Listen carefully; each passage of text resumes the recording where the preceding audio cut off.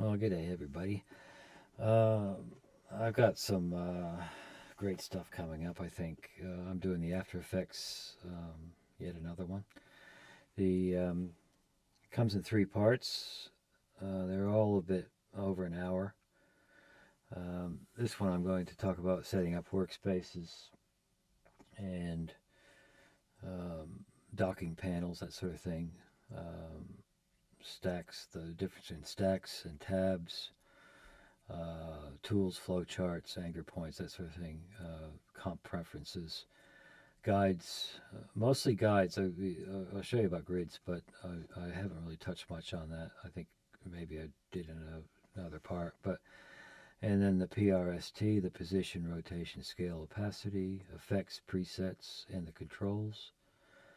Creating shapes, rectangles, ellipse, adding gradients to those, animating the gradients, transforming shape versus transforming the whole layer, and a bit on trim paths. That's moving lines. So there's quite a bit to look at and to touch on. So we'll have to get stuck into it, I suppose. I said, bear with me. It's a long video, and I think it's worth the watch if you just want to have a one-stop shop for the everything about After Effects. There's so many bits and pieces out there on YouTube that cover this and cover that. I just decided to do the whole lot. We're going to do the basics and get more complex as we go along. So here we go. We've opened up. And sorry about the two mouses. I'm recording this with QuickTime, and all of this is sitting in Premiere Pro, and I'm just playing it on through. I've done all my animations and everything on top here, so there's quite a bit. If you look down at the bottom of the timeline, this is Premiere Pro, not After Effects. This is After Effects, not Premiere Pro. So we've got our docked panels, undocked panels, whichever. We can bring them into the grouping zone, or and then that will create a tab. So we got project, and then we can drag it back out again, and we can dock it right next to the comp window. So here we are, the project window. So we've docked it next, or we've docked it on this side. So you're almost like building a brick wall if you, depending on where you dock to. Um, so these areas are all affect where it goes. So um, and it's quite handy when you want to put that at the bottom now. So here it is at the bottom. So it's quite handy to know how this all works out so that you can customize a workspace for yourself and how you work, and speed things up quite a bit when you do that. So rather than just use the standard default. Um, and just be careful where you drag it, because you could end up somewhere you don't want to be, and then you got to pick it up and drag it again. So yeah, you can close off any unwanted panels as well, undock them, move them to other panels. So all this is happening here at the beginning. Um, the project, this project window is locked, so this is holding all the rest, and the composition is locked as well. So whatever you have,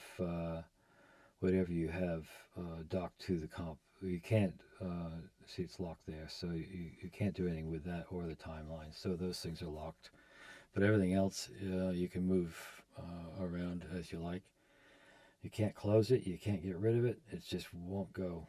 So anyway, we're going to go look at up here. This is the overflow menu. This is different panels that you can use, color effects, that sort of thing. And if you open it up, it's here. So you got effects. This is customizable. Um, I've got the tabs along here, the group tabs along the top. If I want to undock a particular one, then I can drag it over and dump it onto somewhere else.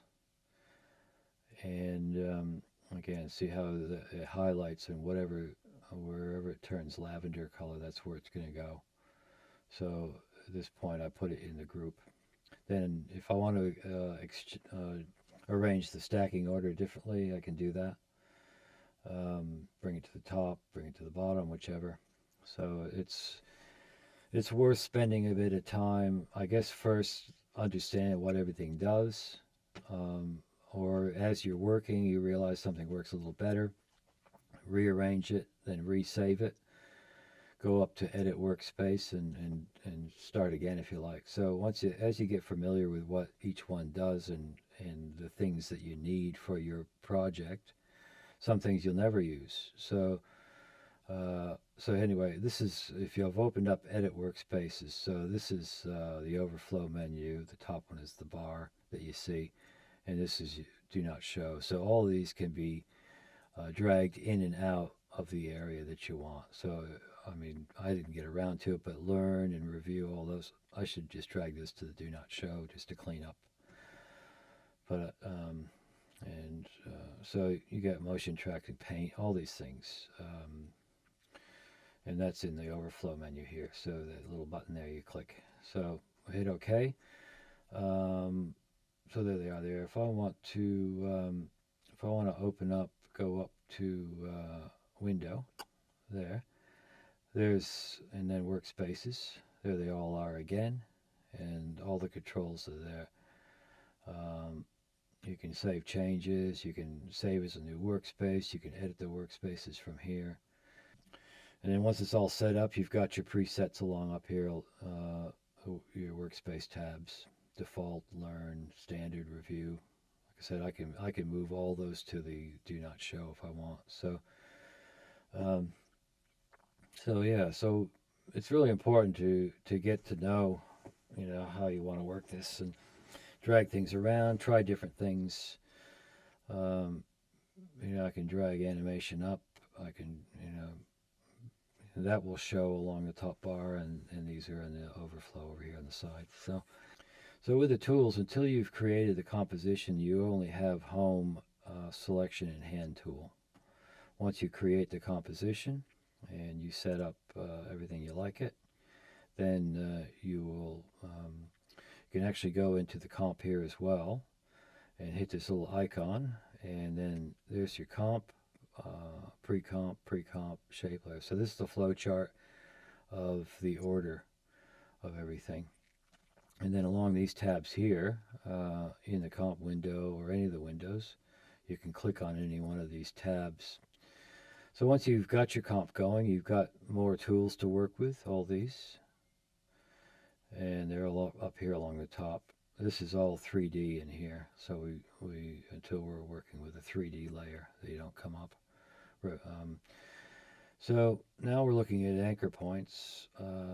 If you transform the rectangle as opposed to transforming the whole layer, the anchor points will be different. The anchor point affects the whole layer and everything on it, and the rectangle transform or shape, we'll open that up and open up transform at the bottom. And now this anchor point affects just that shape within the layer. So you can move the shape around, animate the shape around up one anchor point, and then transform and change the anchor point of the layer separately. That's done with the pan behind tool here. So there it is there. This one, as you see here, we're moving the numbers of the transform. It's a smaller anchor point, and the layer one is a larger one. You can type in your numbers as you like. As you see, we've changed the position. Now this top left, which you'd think would be 0, 0 in most navigation, is minus 960 by minus 540, because the anchor point is at the 0 mark on the comp, and if the comp is whatever size it is, will affect this number.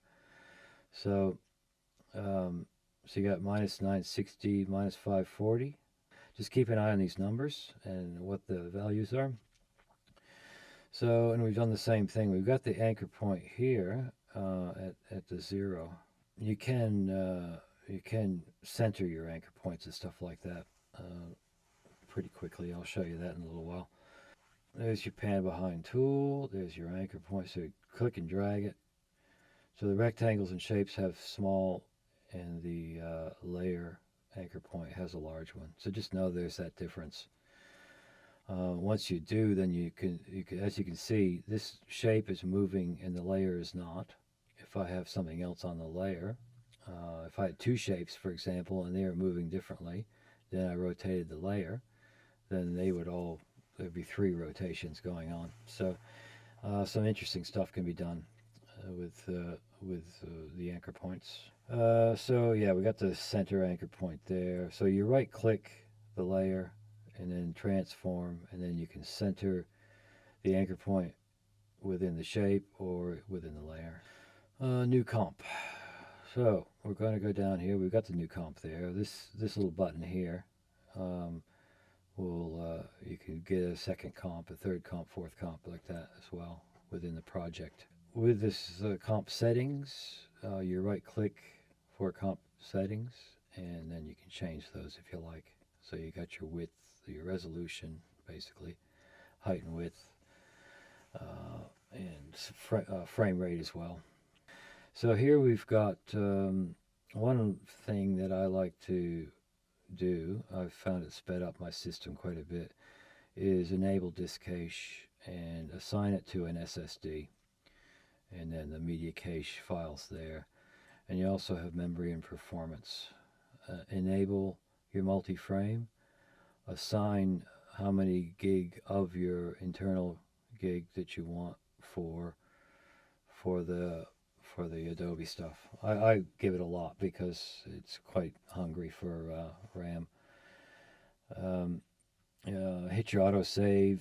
You can set up other things, a new project, how it's going to look, appearance, things like that. So I would just say go through these a little bit and have a look at what each one does. The main ones are, the general previews, grids and guides you can affect a little bit, and definitely your media and cache. So now we're going to go into the ruler icon, and we got title and proportional grid, all that. I'm not going to go too much into that. I'm interested in the guides because I find these are really invaluable. If you right click that guide, you can edit the position.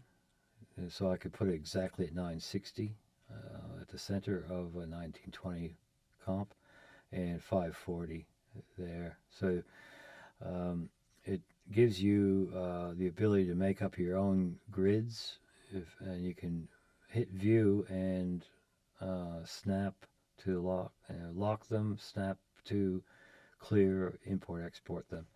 So you really get friendly with your guides, because when you're doing animations, you've got something to snap to. I'm just going to touch a bit on the effects. I've basically twirled down each header. All these are headers. Twirl on every one of them. And if you want a screenshot, just for reference, it's pause and screenshot. But this is everything that's in every one of the headers. And a lot of these things are way too. That's for 3D stuff, so it's way more complicated than. It's probably for an advanced course down the track by somebody else. Audio, you got audio there, all this different things. All these effects can be dragged onto the layer, and then you can work them in the effects controls.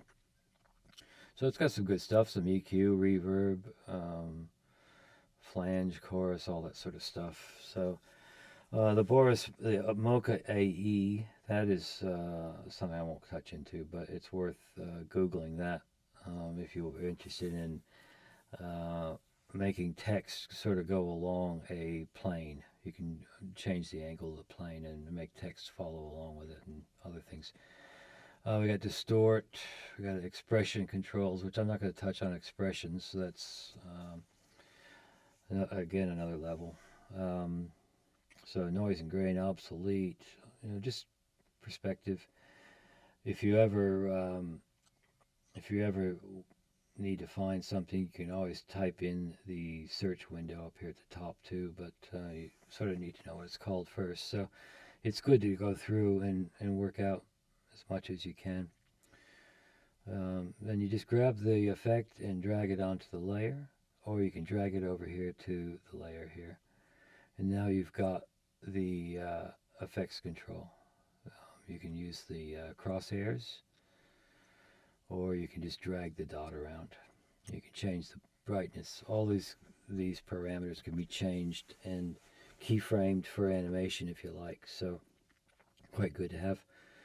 Lens flares I use a lot of, just to add a little bit of an effect. You don't see the effect here on the yellow as much, but I'm just doing this more as an idea of the controls. So maybe I'll grab a different effect here. Yeah, I'll grab the sweep. I'll drag a sweep on there. So now we've got the sweep, and I put that. I must have deleted the lens flare. So now I got sweep. You can spin it around. You can widen it. You can brighten it. And again, all these things can be animated. You can place the center somewhere else. Change the color. So I think you could spend a lot of time just playing around with effects, see what they do, and what the potential for your animation would be. So widen it. Again, intensity, all this edge thickness affects this edge here. So here we're going into the colors. The color picker. You've got the grayscale, RGB, CYMK, and HSB, hue, saturation, and brightness. So these all work a little differently, but the end result is a color. So as you saturate it, you bring the colors up. Cyan, these work a little differently as if you have all black, then you got 100% of cyan, magenta, and yellow, and as you pull colors out, that's when it changes. So it's a little differently. But RGB is generally what you use, and grayscale is another one. So, but RGB is what most of the time you'll be using. You've got your numbers here at 0 to 255. That's 256 colors, 8-bit in other words. So we'll get rid of those now. So I'll probably be touching a little bit over the course of 3 parts on color. So I got 3 comps in a project, and then you'll see down here at the bottom, they're on the timeline as well. You can select each one, and it will come up in the window. And of course, each comp can have its own individual shapes and assets on it. If you so here I'm on 3 now. I'm typing Adobe on 3. So effect. Yeah, I got it right this time. I click on the first comp, and I got something else. So several comps in a project window, and what the nice thing is, if you like this asset, you can go down here and open up the content. You can copy it from one comp and then paste it onto another comp. So good for compositing, things like that. Yeah, it's more advanced, but it's worth knowing about. So any asset, shape layer, or text, any can be copied and pasted to another comp within the project. If you were working on several projects and you wanted to have, like I got 3 parts of this series, but I want to use the same title for each one, so possibly I'd have 3 parts with the main title, but then part 1 on one, part 2 on the other, part 3 on the other, things like that. You can work that way.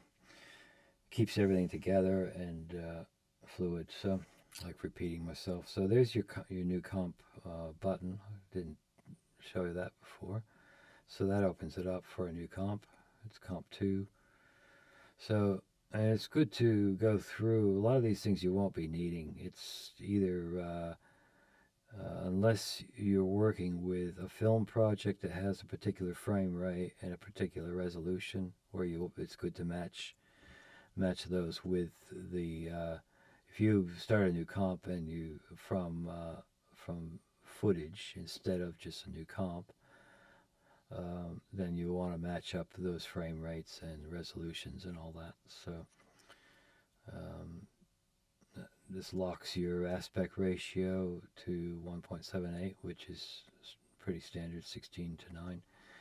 So yeah, so just know that you can have multiple comps, and just one thing to remember though is just keep checking your tab to make sure that you're on the right page, because you could be wondering why something isn't working, because often these tabs, and as you open up, if you've got like pre-comps and other things, as you open up, this thing starts filling up too with one little shape or something. If I've opened up the shape, something will come up as well.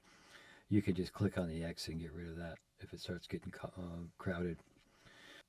So now I've copied and pasted the Adobe After Effects onto the shape layer window. It's still over on the other comp, but I've made a copy of it. So now I've joined these two on the one timeline to the one comp. And with that highlighted, I can draw a mask. I can bring a mask in there. This is where the toggle, you can toggle the mask path. It should be ticked all the time, so you always want to be able to see your mask path, or any path for that matter. If we right click the layer and then we transform, and then you can do your different actions to that. Centering. Usually when I make a shape, I like to center everything in the view so that I can work off the center.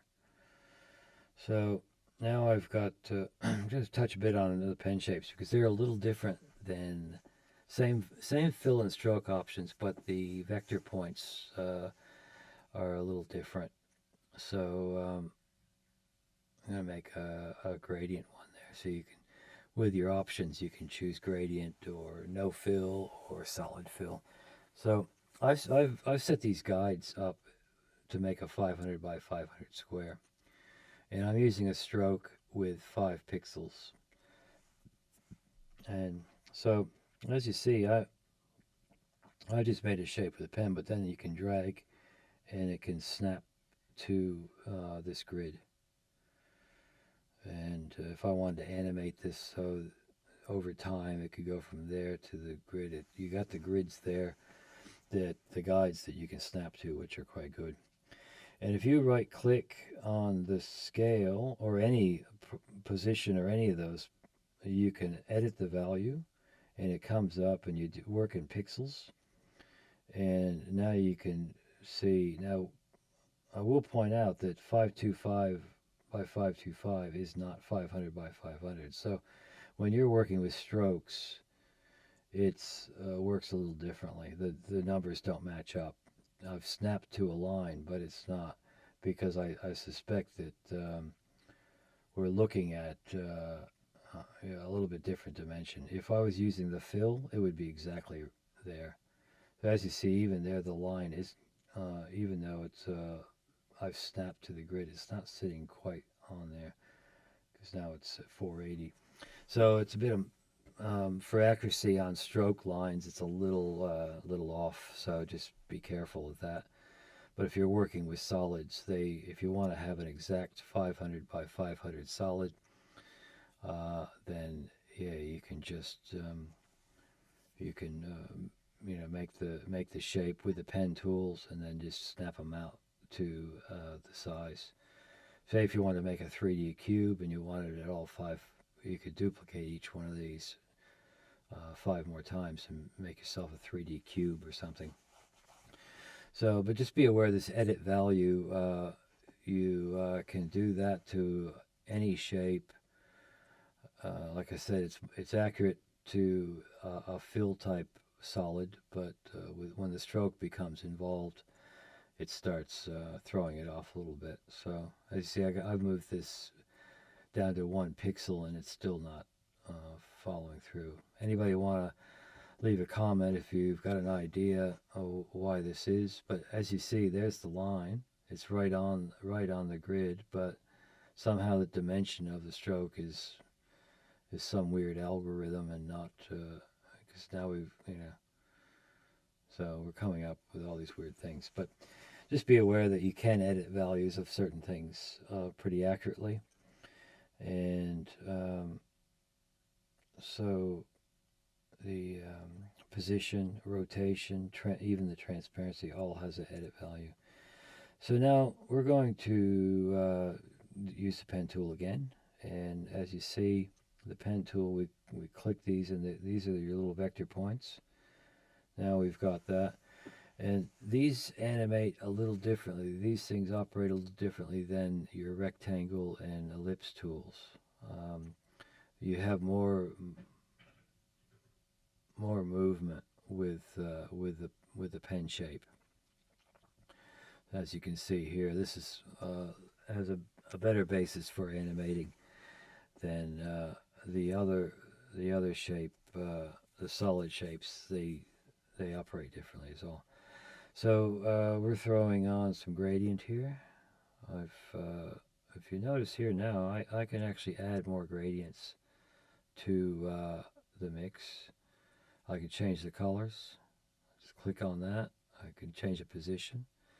So I'll make that at 25. So 50 there, I'll make that right in the middle. This one I can make 75. I'll get rid of that actually, delete that. I got an extra one. So I'll make this at 7. I'll just click on it and then type in 75. And now I've got something evenly across. Now I can click on it and use the eyedropper. Or I can adjust the colors down here exactly. I select in here, select a color. Now I've got that color. I can use the eyedropper to copy there. And I'll select that, and I'll choose a blue, and anywhere in there. See, if you move these around, you'll notice these numbers are changing. So if you know exactly the code you want to work with, you can type those in as well. There we go. So now we've got a gradient. You don't see it yet because we have to bring up. You have to click on gradient stroke to bring up these little start and end points. There's your start point, there's your end point. So the one with a circle around it denotes the starting point of the gradient. Now you see the gradients come into play. And then we drag it out and we're making it a little bit bigger. So this makes for some interesting animation just in itself. So, and if you look down here, the start point values change. You can change those from here as well, and you can hit the stopwatch, and you can lock the starting and ending point here. I'm going to easy ease that with function F9. And so we'll move the playhead along a little bit, or the CTI, current time indicator. I like playhead better. And we'll set up another set of values. And this time I'm just using it with there, but you notice this is moving as well, so you can just grab onto that and move it. So be aware there's two ways of controlling that. So, and I'm going to go into keyframes later, but here you can toggle hold, so it'll glide up into it and then it'll hold there until we make another adjustment. I've got a section somewhere in the next few parts. I don't know exactly where yet, but like I said, all this, I'm just doing this off the cuff, no script, nothing like that. So apologize if you like a bit more formal documentary style. This is just all improv. So we've got these different positions of the gradient, all keyframed. And so I can change the position of the layer here in transform, or I could have gone up into the transform of the shape and changed the layer there. I'm just doing this to get it back to center. I like the layer to be centered. So, and you want to make sure your anchor point is at the position you want to rotate around. So you grab your pan behind tool up here, and you can then drag. Um, this time, as you see here, as I drag it, it's moving the numbers of the transform layer, not the transform shape. So this whole layer is being moved around. Because I've only put a line on it, and behind it is transparent, that's all what you're seeing is moving. If I wanted these things to skew around and different, I could use both anchor points and rotations to get even more interesting. You can turn the anchor point in your transform in the value. Again, right click and transform, and I'm going to center it there. So you can center the anchor point of the layer, and you can transform and center the whole thing in view. So just to recorrect things, reset them. Now on this layer, with if you don't have the layer selected when you make another shape, you're going to make another layer. They're highlighting. This is shape layer 2. The background is shape layer 1. And now within, I've highlighted shape layer 2, and I've got now the shape and another rectangle within here. And each one of those will have their own transform as well. So it's some deep nitty gritty stuff going on there. So if I twirl down the rectangle, then I've got transform there too. And there you can move the position, the rotation, anchor point, all that stuff. So each one of these content items, the shape or rectangle, whatever, it's got their own controls as well as the overall layer. Just to highlight what I just said, I'm on the transform layer. So everything on the layer, I'm actually applying a keyframe. And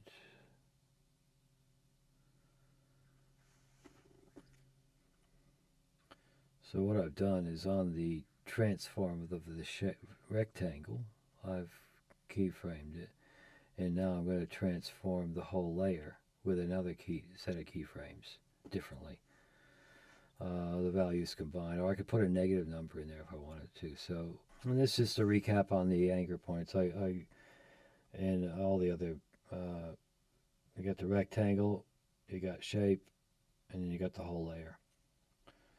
So just remember that each one of these can be keyframed. Each one of them can be positioned, and the anchor points can be moved. As long as you've got this highlighted or the shape highlighted, then it will affect. So you highlight the anchor point, then that will be the one you're moving. So if you have a project with this many comps, this many layers going on, which a lot of the comps end up doing, you need a way of being able to work out what you're doing. So here we go. We got a little orbital thing going on there. And we can move the anchor points around. Sometimes you can't find the anchor points, so just click on that, and so you know you got the right one. And up here, yeah, I can't see it. Oh, there it is. Sometimes you may have to manually move it out from behind if it's sitting behind a shape. So that's the gradient actually. We go up to the anchor point, and we just move a little bit. There we go. There it is there. So sometimes we have to move things around just to get the anchor point where we can see it.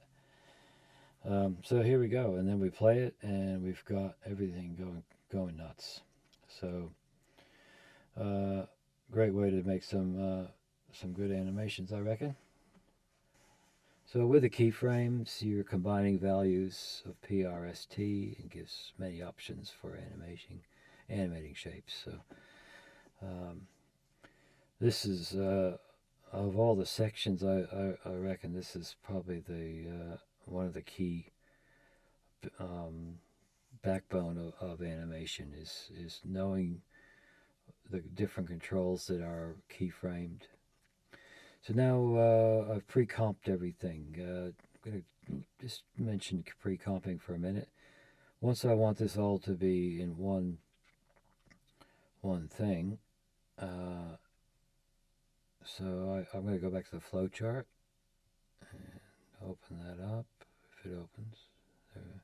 Whoops, keeps happening. Yeah, I'm going to set the flow chart so it's in the center. It's sort of in the way. Keep going onto the window. Let's see, flowchart. Go to these little. Come on, go over here. Click that and show. Let's see, straight lines. Just bottom. So just interfering a little bit there. So now, as you click these little buttons and open them up, you'll see the shapes.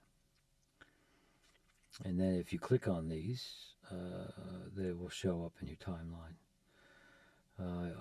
You didn't catch that because I probably chopped it out in the edit, but I actually took all 3 of those shapes and hit pre-comp, which is Shift Command C, and I pre-comped them all together just to lump them into one layer now. And that layer I can edit with its own thing. So yeah, you click the node, and then it shows it in the timeline. Click that one, and there it is there. So it's a good way to navigate, to find, like, if there's something that's, and if I named each of those shapes more accurately, and I noticed there was a problem with this particular thing, I could click on the node and go right to that shape and fix it, and it doesn't affect anything else. But it does. If I change this one little thing, it carries that right on up through to the comp. So here we can click on that again. Highlights it. So if I want to change the colors, you can do it from here. Change the shape there. All of a sudden, that shape has changed. Turn that to red and red. So another way, color coding. Naming and color coding is, I think, the best way to keep track. And I mean, it's not until you start making some really complicated animations that this flowchart's going to be just filled. You're going to have lines going everywhere, so you want to be able to navigate. This little project coming up, I decided I wanted to show you this. It's pretty cool. I've just dragged my guides out, set them to 960 and 540. I'm just going to create a shape. So I'll hit OK, and then I'm going to command double click the rectangle tool, and that will give me a full shape.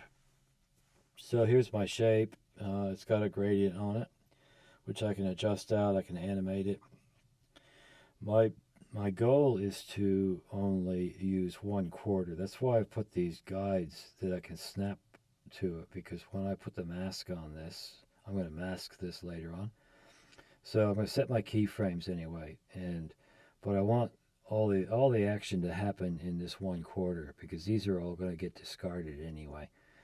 And I'll show you. You'll see what's going to happen. But planning is probably the key to your animations. Is just have a good mind for planning things. So, but anyway, I've got this shape. Now I'm going to hit mask. There, I got the mask, and now I can drag the mask out. You'll notice it was a little square with a dot. So now I've just masked off just the one section. And then you could duplicate that. So I got 4 to make 4/4. Now, what I've done, generally what I do is just hit right click and transform flip horizontal on each one of these, and vertical, and both on the last one. But here I've also moved the position. I dragged each one out first.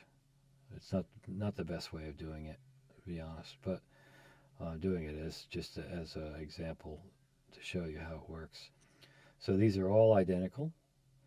I'll go to the last one, click the last one, and there we go. So these are all identical. I've masked off the one layer and duplicated them, but just the only difference now is their position.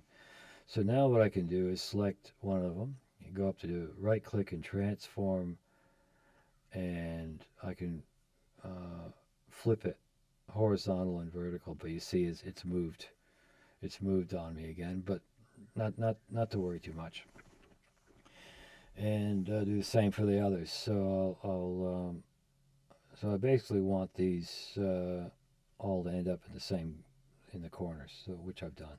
So I flipped horizontal or vertical or both, and repositioned them as they are. So now I've got the animation happening. If you want to see the keyframes, just highlight the layer and type U, and it'll show you the keyframes. But so each one of these has got their own animation, and now I'm going to select all of them, and then Shift Command C, and make a pre-comp. And I'll name this. Probably should name it 4 quarters. So I'll name it 4 quarters. 1, 2, 3, 4 quarters, and there it is. Spell it right first, and hit OK. So now I've got one layer. And with a scale, I can scale that down to 50% and move it up into and snap it into one of the quarters. I think you can see where I'm going with this now. So I've duplicated again, and this time I duplicated and flipped, transform flipped as needed. And then you just scale and repeat, pre-comp, scale, repeat, like that, again and again. So as you see, you can do that again. You got 4 quarters and pre-comp those again, right on up through. So it makes for some interesting animation anyway there. The beauty of this is once you're finished, I'll duplicate again here. And then magically it goes to 8 quarters and whatever. So I can stop here now. I'm going to go to the flowchart here, open them up. So I've got these pre-comps and these and these and these. So all of a sudden the flowchart, and there's your originals behind the lettering.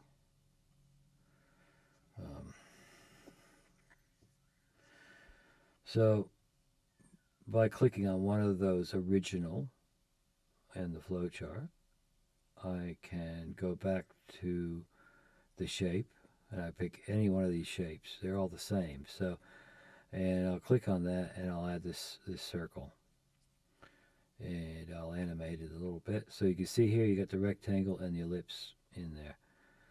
Now, when I go back to the comp, they're on every one of them, because duplication and the addition we've added that to the one, and it's carried over to all of them.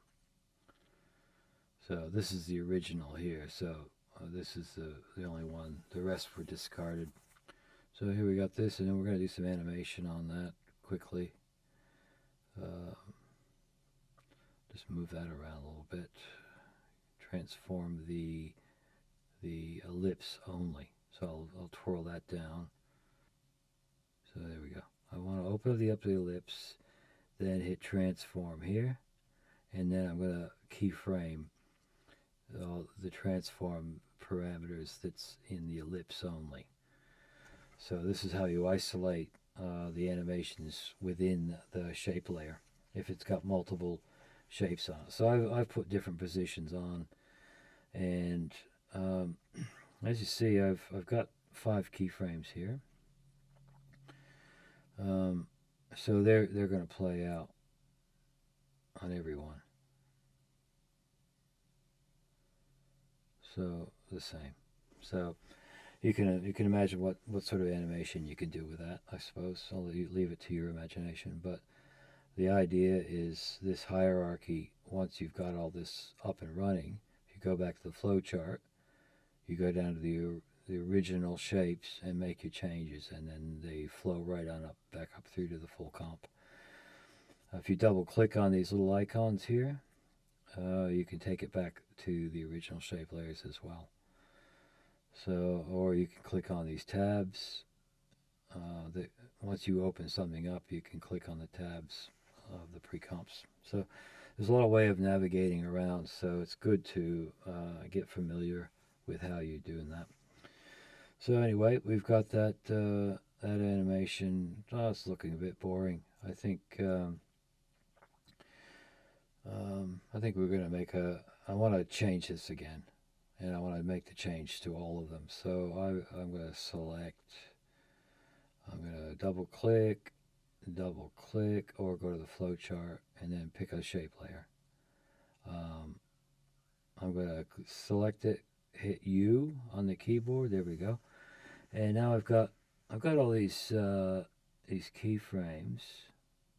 If I drag across and highlight them all, and then I hit Option then drag, I can drag them proportionally across. So the timing is speeding up, but the proportion is different.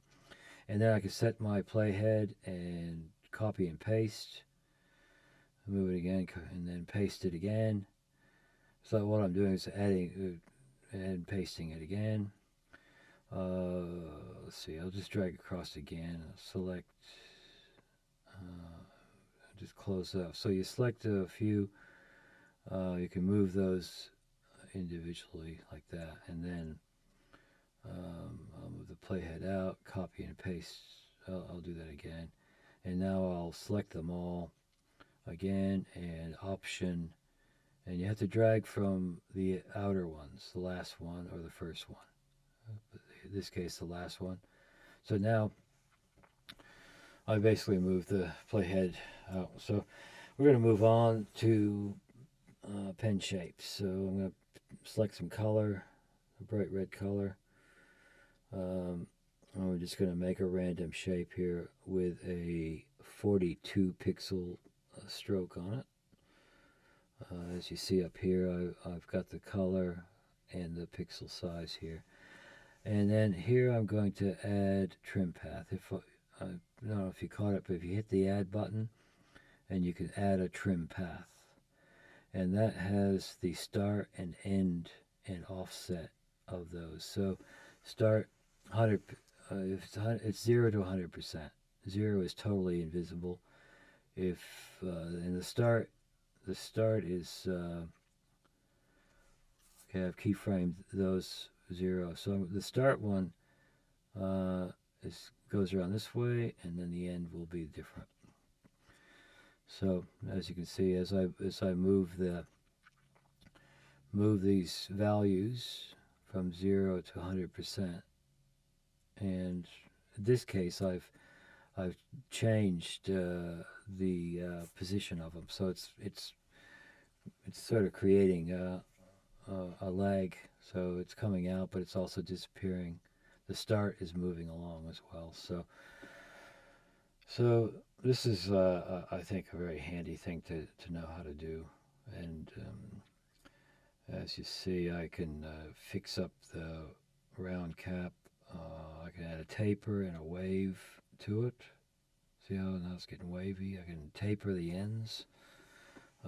So all of a sudden, this boring old line is becoming something that looks a bit interesting. So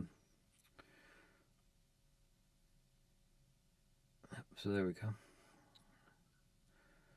And it's going to get more interesting in a sec. So, but here we go. We've got that. That's a nice little thing.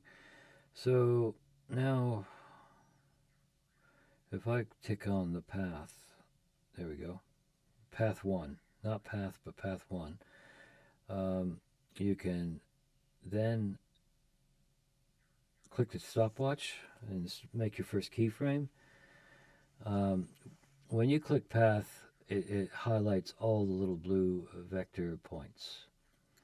If you deselect everything and then hit path, then it will give you all these points will be open, and then you click on any one of them to move. So, which you'll see in a sec. So I've clicked off there. I've clicked back to path 1, not path, and this is the first vertex, and then each one of these vertex afterwards can be keyframed. That's why the path is marked, but we're actually moving path 1.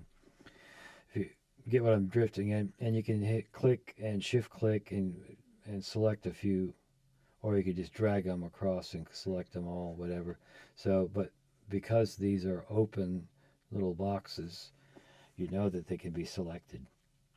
So as we move the playhead along, we're moving the position of each of these vectors. So it's going to, when it plays back, not only is it going to be going around like that, the overall shape of it, the directions of it are going to change. So see how I'm moving this around. So this can be done with just about any pen shape, but you can also create from letters. You can turn those into those shapes and do the same thing with letters. So which makes them interesting.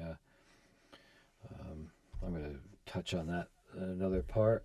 So anyway, here we go. We got the shape here. So as you see, it's not just falling; it's sort of flowing around in space because its points are being animated and moved along as well. Now, I've just added some more. I'll add some more keyframes. Add some more keyframes there, and probably crunch those up a little bit to give it a bit more interest. So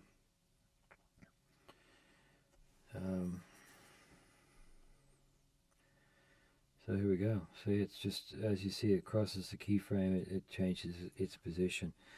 And the beauty of using these easy ease are it's not a hard move. It's just a nice flow. So I'll rotate that a little bit. What I've done is I've duplicated the first one and rotated it a little bit and moved its position now. And I'm going to duplicate this again and again and again and just move a few. So all of a sudden now we've got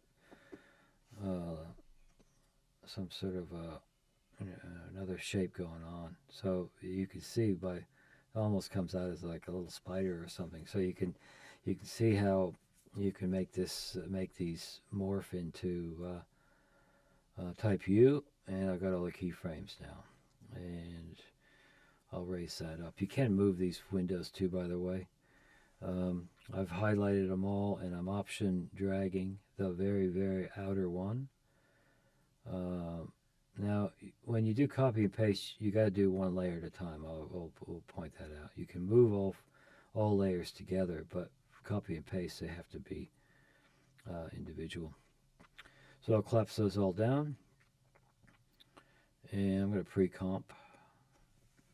So everything's locked onto this one, and do it again and again and again. It looks like I got 4 pre-comp duplicates, and I'm going to move each pre-comp position a little spaced out a little different. And I'll just drag that down again so you can see it. But now all of a sudden we've got something that's getting more interesting by pre-comping. So I could, each one of these pre-comps I could rotate and flip or whatever I want to do and change the position again. So I could flip those over horizontally or vertically. I should have done that, but didn't think about it when I was making this.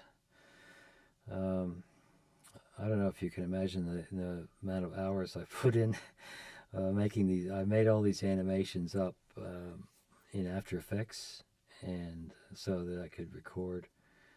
And then I've lumped them all together in Premiere Pro. So, but here we go. Here I've got now 3 more pre-comps, and I'm gonna center them out a little bit. Like I said, I should have flipped. I should have flipped one of these so it has a different direction going, but you can see what you can do there. So we're getting sort of the end of the part one. I don't know else how to compress this down, but I know there's some editing. I could take some stuff out, so I'll have a look at it. But I just wanted to. Sometimes it's good to reiterate things, just to.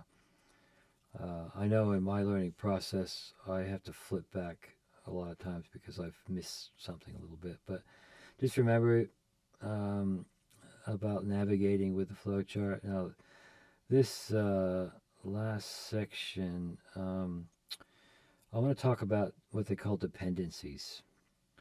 So, when you have a project, you can collect all the files that you've got into it. This allows you to save everything into one place. And it also, you can do this with Premiere Pro too, but generally, it just it composites everything together so that you can collect the files.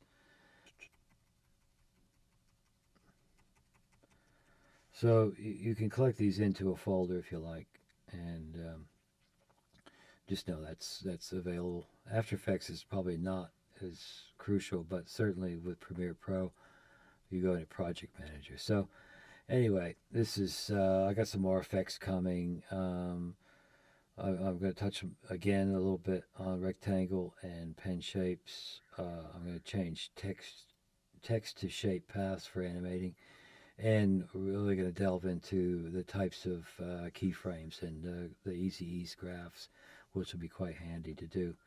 So let's look out for that. If you've got a day where you're not doing anything and you want to spend 3 hours plus boning up on some After Effects, then it's worth a look. So I hope so far this was a good format for you. So I certainly hope that you got something out of it, and hope to see you. Thanks a lot for watching, and I hope to see you in the next 2 parts. So take care of yourself.